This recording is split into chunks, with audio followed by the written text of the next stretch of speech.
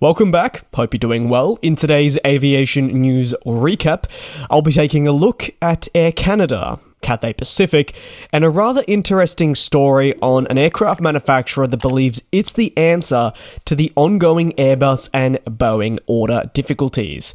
Let's begin with Air Canada, who have celebrated this launch of service between Montreal and Seoul Incheon as part of their efforts to continue diversifying their network and offering Canadians and more opportunities for travel. The route will be operated 4 times weekly, however it is a seasonal flight. It is expected to therefore end on October 24th of this year too. The airline will utilise its 787 Dreamliner. Ultimately, connectivity between Montreal and Seoul aligns with existing services from Toronto and Vancouver, so it's therefore the third on the network and really does beef it up for the busy summer months. Flights commenced on June 18, with the airline celebrating the launch with the Korea Tourism Organisation and Air Canada executives. Why was the Korea Tourism Organisation, or KTO, present? Well, they highlighted that 2024 has been designated the year of the Korea-Canada Cultural Exchange, and as a result, the route is going to boost Canadians' ability to travel to and from Korea, as well as those in Korea heading to Canada. Furthermore, it will also provide access to the Quebec province, which didn't have this connection previously. For the Canadian flag carrier, there have been many markets that the company has viewed as a great option for its aircraft. However, there is one small problem, or you could argue maybe a larger one, and that is the lack of available aircraft present. The airline has not been able to deploy necessary flights when it wants because of this limitation, and while there are aircraft on order, they can't come soon enough. Air Canada is targeting markets such as Melbourne, Australia from Vancouver, but it needs to await the delivery of new Boeing widebodies before making routes such as these possible. That means we're still a couple of years out. Despite all of this, deploying seasonal routes such as the touched on Montreal and Seoul Incheon is actually a fantastic way for an airline to really test the waters between two markets before it would maybe look to make it permanent. But also remember that not all seasonal routes do have to turn into year-round operations.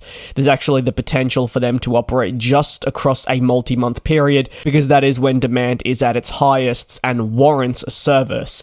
But then say when demand drops back off, in the case of Air Canada, well, they can utilize the 787-9 Dreamliner elsewhere. On to the next story, and that sits with Cathay Pacific, who I'm pleased to say are continuing to see their situation improve as they released their traffic figures for May of 2024. The Cathay Group on a whole was pleased to reveal that in the first 5 months, the mainline Cathay Pacific and HK Express surpassed 10 million passengers carried. The total figure was at 11.2 million. This being a pretty hefty improvement over recent years that had certainly previously seen the group in a bit of turmoil. May was celebrated, however, with an 18.4% increase year over year in passengers carried, with Cathay Pacific transporting 1.67 million. Furthermore, your revenue passenger kilometres, or RPKs, also saw solid increases from 2023, amounting to 20.8% of growth. Cathay Pacific says load factors actually decreased during the month by 4.8 percentage points to 80.3. However, this shouldn't necessarily be alarming, even though you may look at those figures and be like, oh no, those numbers are dropping. As an airline like Cathay Pacific continues to rebuild and expand its network, there are to be expected fluctuations in the overall load factor, as some heat up with time. This is actually seen at many other airlines, not even just Cathay Pacific. With time, the company will look to obviously see this grow and stabilize in new and returning markets. May capped off a highly successful 5 months, during which they nearly, of course, doubled the number of passengers that they carried in the same period 1 year earlier. Moving over to Cathay Cargo, well, in May there was an increase of more than 10% in the transported tons of cargo, with 121,000 tons across the network. Revenue ton kilometres, or RFTKs, also saw an increase. Very similar to the passenger network, the cargo load factor decreased by 2.1 percentage points to just under 60%. Cathay says it experienced actually some pretty strong growth from Hong Kong during May, extending to the mainland China and Taiwan region. There was also a visible increase in special cargo shipments, with movements such as seafood, consumer consumer products and electronics all present. Looking ahead, Cathay Pacific is continuing to target the rebuilding of its business. It has now also reached another important milestone, hitting 80% of its pre-pandemic passenger flights. The hope is that if everything goes according to plan, the first quarter of 2025 is when they will hit 100%, as in the coming months they continue to add to their network. For example, in 2024 we've already seen Chennai, Colombo and Barcelona added, among others, and there's also been positive expansion at HK Express. Cathay Group says that there are now scheduled flights to more than 80 destinations worldwide across its two passenger airlines, rising to 90 next year. Markets such as Riyadh, which was recently announced, will certainly help propel the airline forward. Now onto the last and very intriguing story that relates to Embraer. Embraer believes it could be the solution that many airlines are not considering. According to its chief executive, it becomes really a great option for narrow-body aircraft orders. Obviously, while you're always going to expect an aircraft manufacturer to pitch its aircraft to customers as it would like to obtain a higher market share, the Embraer executive certainly has a point. Airbus and Boeing have seen important narrow-body aircraft programs sell out for many years. Analysts go on to say that your popular aircraft such as the A320neo and even the 737 MAX don't have many slots until the 2030s. Ultimately, this presents difficulties for airlines that haven't already ordered aircraft and need capacity in a shorter time frame.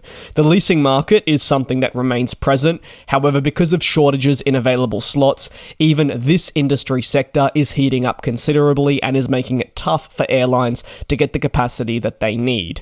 The duopoly of Airbus and Boeing has been one several manufacturers have tried to break, but haven't done so successfully.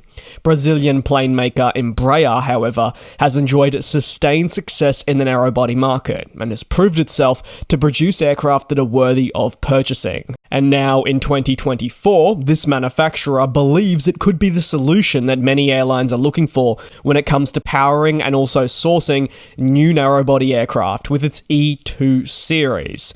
Embraer says the E2 is a proven series of aircraft with not just fantastic customer satisfaction levels, but also greater economics for airlines that have deployed it. It also has one important advantage over alternatives from Airbus and Boeing: slots.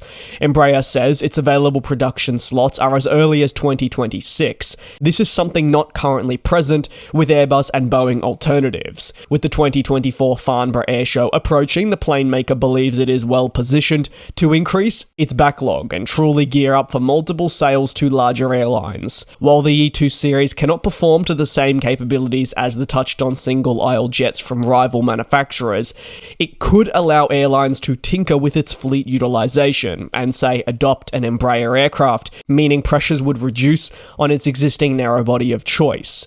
Furthermore, the E2 has already been proven to operate near enough to coast-to-coast missions, say in North America, at airlines such as Porter, with attractive no-middle-seat configurations. Therefore, airlines could easily find the purpose of an Embraer aircraft while relying on existing jets for other operational needs. That will conclude today's aviation news recap, but I'd really like to put it over to you. Do you believe the Embraer executive actually has a point? Could Embraer truly look to shove itself into more markets as we see the Airbus and Boeing aircraft sell out through to the next decade? Let me know down below in the comments. Thank you very much for your support here on the channel. Please take care, do also be safe, and I'll see you same place, same time tomorrow. And we'll fly.